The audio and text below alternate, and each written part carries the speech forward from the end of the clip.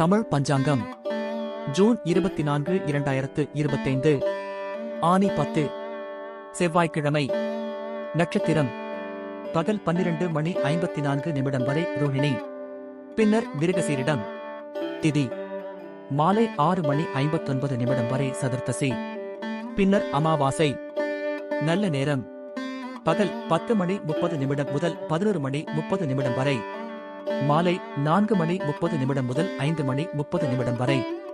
கௌரி நல்ல நேரம் அதிகாலை 1:45 முதல் 2:45 வரை, இரவு 7:30 முதல் 8:30 வரை.